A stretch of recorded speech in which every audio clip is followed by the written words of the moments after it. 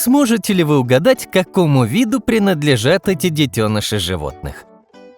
Они такие маленькие, что и не разберешься, если не знаешь наверняка. В этом видео я расскажу вам все о животных до и после взросления. А в конце ролика вы узнаете, зачем пауки в качестве няни для своих детей используют лягушку. Приятного просмотра! Жизнь этого детеныша начинается с падения с немаленькой высоты. Уже догадались, о ком идет речь? Конечно, о жирафе. Жираф – самое высокое животное из ныне живущих на нашей планете. Его рост может достигать более 6 метров. И это не только благодаря шее. Длина ног жирафа может равняться 200 сантиметров. И самка всегда рожает стоя, поэтому бедному малышу приходится пролететь немалое расстояние, прежде чем он стукнется о землю. И на этом мучения малыша не заканчиваются. Мама тут же начинает подталкивать его, заставляя встать на ноги. А когда ребенку это наконец удается, она сразу же его опрокидывает, чтобы тот поднимался снова и снова. Так она учит свое потомство выживать, начиная с самого рождения. Ведь взрослому жирафу угрожают и львы, и гиены, и леопарды. Кстати, о детенышах некоторых из этих хищников я сегодня вам тоже расскажу. А что потом? Сначала жирафенок питается молоком матери, а затем, подрастая, переходит на пищу, добываемую самостоятельно. Но для этого ему приходится вырасти. Его шея должна достигнуть нужной длины, чтобы он, наконец, смог дотянуться до сочной листвы. Детство жирафенка не очень интересное, на мой взгляд, да и к тому же недолгое, всего около 1,5 лет при общей длительности жизни до 30. Потом же малыш становится частью стада, где на его плечи ложится исполнение всех жирафьих обязанностей. Но вы только полюбуйтесь на этого малыша, он как игрушечный. А теперь посмотрите на этого грозного хищника. Взрослый бегемот или гиппопотам – это два названия одного и того же животного, по-настоящему опасен для всех окружающих. Он может за долю секунды расправиться с крокодилом или с человеком. Бегемоты ежегодно убивают больше людей, чем остальные млекопитающие Африки. Гиппопотам очень ревностно относится к своим личным границам. В общем, не стоит подходить к нему очень близко. Большую часть дня этот хищник проводит в воде, а на сушу выходит только в ночное время. Собственно, и появляется на свет детеныш бегемота под водой, где совсем не может дышать. Его маме приходится нырять и выталкивать малыша носом из воды, чтобы тот, наконец, сделал свой первый глоток воздуха. Потом все проходит так же нерадужно. Детенышу нужно практически сразу же научиться отлично плавать. А чтобы поесть, он вообще должен научиться нырять. Ведь только так можно добраться до материнского молока. Да уж, суровые условия.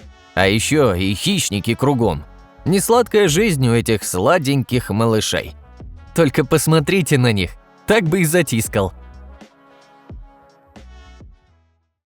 А вот еще один житель Африки – слон. В цирке, в мультиках, в фильмах слон всегда добряк и очень-очень мудрый. На самом же деле это не совсем так. Слоны имеют огромный вес и взрывной характер. Они по-настоящему непредсказуемы, а потому считаются одними из самых опасных животных на Земле. Ну ладно, давайте поговорим о детенышах. Они начинают свое развитие еще в животе у матери, ведь беременность слонихи длится примерно 20 месяцев. И все это время ребенок растет, развивается, как физически, так и умственно. К моменту рождения слоненок уже весит почти 100 килограмм, а еще он практически сразу способен ходить, что вполне оправдано такими огромными сроками беременности. В принципе, детство у слонят неплохое, мама защищает их от всех опасностей. И, кстати, интересен способ, как она это делает. Обвивает ребенка хоботом, поднимает над землей и уносит, если чувствует угрозу. Какой же все-таки у нее мощный хобот, раз она так просто способна поднять сотни килограмм. Слоны живут группами, которые формируются по весьма интересному принципу. Самки сбиваются в коллектив, чтобы выращивать детенышей, Обычно группу возглавляет самая старая и опытная слониха. Самцы же, в свою очередь, живут отдельным стадом и вообще не принимают участия в воспитании детей. Вообще, мне кажется, что эти животные очень милые, что малыши, что взрослые особи. Однако они действительно опасны, так что будьте осторожны. Обычно все себе представляют Австралию, когда слышат о каком-то месте, кишащем всякими опасными существами. Но в моем ролике почему-то сегодня лидирует Африка. И следующее животное, о котором я сейчас расскажу, тоже оттуда. Да еще и живет рядом с гиппопотамами. Конечно, я имею в виду крокодилов. Вы только посмотрите, какие они милашки, когда только родились. Ну или точнее, вылупились. Ведь крокодилы вылупляются из яиц, и их жизнь не кажется такой сложной, как жизнь тех млекопитающих, о которых я рассказывал вам ранее. Крокодилиха выглядит хорошей матерью. Она защищает своих детенышей от всех опасностей, кормит их, развивает различные навыки, необходимые для выживания, учит охотиться. Это очень похоже на беззаботное детство. Потом же малыши вырастают и становятся полноценными членами африканского крокодильего общества. Думаю, если вы хотя бы раз бывали в зоопарке, то обязательно видели там царя зверей – льва. А может и львенка вместе с ним, но обо всем по порядку. Ни для кого не секрет, что взрослые особи этого представителя семейства кошачьих очень сильны, свирепы и опасны для человека. Считается, что львы не нападают на людей. Тем не менее, за ними все же числятся десятки человеческих смертей. А однажды они и вовсе пробрались в одну кенийскую деревню, где съели 135 человек сразу. Странная история, конечно, но некоторые источники утверждают, что это правда. А теперь посмотрите на львенка. Вряд ли вам удастся скрыть улыбку или умиление при виде этого котеночка. Он такой мягкий и пушистый. Я знаю это наверняка, потому что мне приходилось гладить такого однажды, в зоопарке, само собой. А вы даже не пытайтесь приблизиться к такому в дикой природе. Мама-львица может расценить это как угрозу для малыша и напасть на вас. Интересные факты жизни львов. Рык – важная часть взросления этих животных. Они обретают свой голос примерно к 2 годам и потом начинают активно подражать своим родителям. А потом их рычание становится настолько мощным, что его раскаты слышно даже на расстоянии более 10 километров. А вот и тигры. Еще одни представители семейства кошачьих. Грозные хищники, у которых совсем нет конкурентов. Кроме одного, самого опасного – человека. Тигрята рождаются абсолютно беспомощными и беззащитными. Они совсем ничего не видят в первой неделе жизни. Зная это, матери-тигрицы уходят на огромные расстояния от всех, кто мог бы причинить вред потомству, и там создают комфортную среду для воспитания детенышей. Правда, почему-то выбирают для этого скалы с острыми выступами и камнями. Ну да ладно. Тигрята начинают активно бороться за выживание еще с самого детства. В помете может родиться сразу 4 или 5 детенышей, и им приходится сражаться друг с другом за материнское молоко. Кто победил, тот получил больше пищи и стал сильнее. Когда крохам исполняется 8 недель, они начинают покидать вместе с мамой логово, чтобы охотиться и питаться уже настоящей пищей, а не молоком.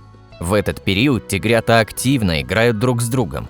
Здесь, в игре, им также необходимо показать свое доминантное положение над братьями и сестрами. Ведь когда мама вернется с очередной охоты, она сначала покормит самого сильного ребенка, а потом уже и всех остальных. Полную самостоятельность тигрята приобретают только к 18 месяцам, но привязанность к матери сохраняют надолго, могут оставаться с ней вплоть до 5-го года жизни. Вы спросите, а где же отец? А отец для своего потомства лишь угроза. Тигрята должны опасаться свободно бродящего взрослого тигра, ведь он может спокойно убить весь помет тигрят, чтобы их мать была снова готова к спариванию. Ладно, переместимся наконец в Австралию. Скажите, кажется ли вам, что кенгуру миролюбивое и совсем не опасное животное? А если так? Гора мускул, огромный вес, мощные ноги. Но не пугайтесь, Это только взрослые особи такие опасные и агрессивные. Малыши же лишь скромно выглядывают из маминой сумки. Ну просто прелесть. А так выглядят детеныши кенгуру при рождении. Поразительно, как у такой немаленькой мамы появляется такой крохотный малыш, размером буквально с горошину, совсем голенький и слепой. Беременность самки длится всего около месяца. Заранее, перед родами, мама вылизывает на брюхе дорожку, по которой будущий детеныш должен будет самостоятельно добраться до сумки. И уже потом в сумке происходит развитие эмбриона, формируются органы и шерсть. Детеныш просто присасывается там к соску с молоком и проводит так еще 6-7 месяцев. Интересный факт. Кенгуру умеет вырабатывать сразу 4 разных вида молока, рассчитанных на разный возраст малыша. Кстати, вы слышали что-нибудь о войне Австралии с кенгуру? Ну, ходит слух, что Австралия объявила войну этому животному и проиграла ее. На самом деле это лишь миф. Кенгуру являются символом и частью австралийской культуры, и не существует исторических документов или событий, подтверждающих объявление войны им. Вы когда-нибудь встречали детенышей змеи? Например, королевской кобры? В целом они почти ничем не отличаются от своих взрослых сородичей. Выглядят как точные копии, но только в 10, а то и в 15 раз меньше. Расскажу о королевской кобре. Это самая крупная ядовитая змея в мире. Если она укусит человека, то уже через 15 минут тот ощутит первые признаки отравления. А если после этого он не получит медицинской помощи, то, скорее всего, умрет. Рост королевской кобры никогда не прекращается, поэтому ее размер полностью зависит от возраста змеюки. Рекордсмен достиг длины аж в 6 метров. А это детеныш королевской кобры. Посмотрите, какой милашка. Он вылупляется из яйца и первые несколько суток всегда держится рядом с гнездом, поедает оставшийся желток. У него такие глазки, что мне даже не страшно к нему прикоснуться. Хотя, по секрету, я очень боюсь змей. Но не стоит трогать даже малыша. Он уже ядовит и может причинить непоправимый вред здоровью. Кстати, несмотря на это, он очень уязвим и часто становится целью более крупных хищников. По статистике, до взрослого возраста доживает лишь одна особь из 25. А вот еще одно животное со змеиной чешуей. То ли дракон, то ли большая ящерица. На самом же деле комодский варан. Он обитает в Индонезии и появляется на свет в таком месте, где практически все окружающие его существа – это хищники, так что маленькому варану в первые несколько лет своей жизни приходится постоянно прятаться, пока он не окрепнет. Сначала отличным убежищем для детеныша является дерево. Там он питается насекомыми и птицами, прячется от крупных хищников, которых не выдержат хрупкие ветки. Потом же варану приходится спуститься на землю и встретиться лицом к лицу с новыми опасностями, обучиться новым навыкам выживания. Один из таких навыков – обваляться в экскрементах и кишках мертвых животных, чтобы все вокруг подумали, что ты больной и невкусный. Ловко они это придумали, да?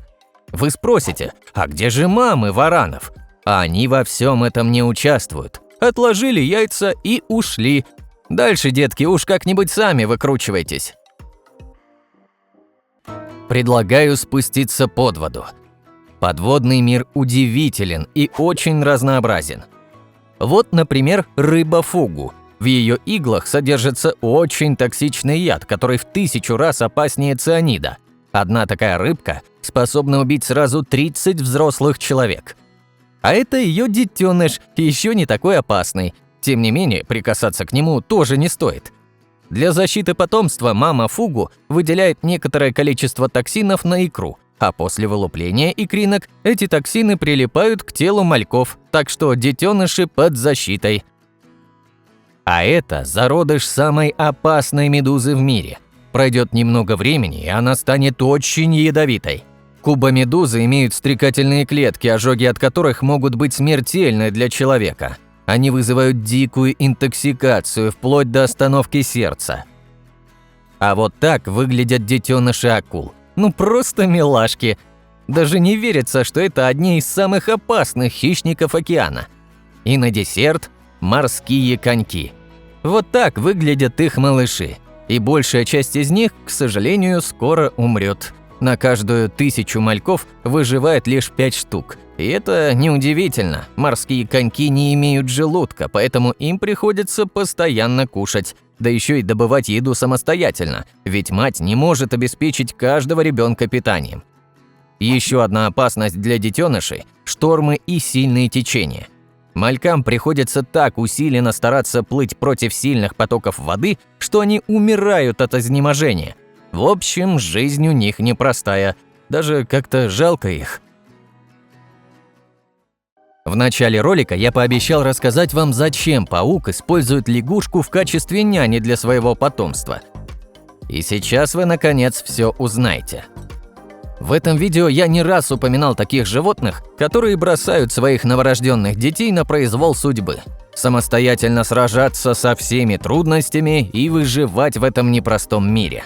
Самки же пауков любят своих детей с невероятной силой и часто придумывают самые различные изощренные способы, как бы защитить свое потомство. Например, мать-паучиха вида Сизифовтеридион вообще не расстается со своими детьми. Она присматривает за ними до конца своей жизни, а потом детки и вовсе съедают ее останки и, наконец, разбредаются в разные стороны. А вот паучиха вида Амобория сразу же отдает себя в жертву детям. Она становится их первой пищей. Что касается лягушки, то такой способ защиты малышей придумала мать вида Тарантул. Пауки и их потомство часто страдают от мелких насекомых, которые не очень аппетитны для паука и которых часто привлекает запах падали. Тогда паук подселяет к себе лягушку, чтобы та защищала гнездо от незваных гостей. Интересный симбиоз, не так ли? Сегодня вы узнали немного больше о животных до и после взросления. Природа и правда удивительна. Спасибо вам за просмотр. Обязательно подписывайтесь на канал и ставьте лайки этому видео. Для нас это очень важно. До встречи в следующих видеороликах. Пока!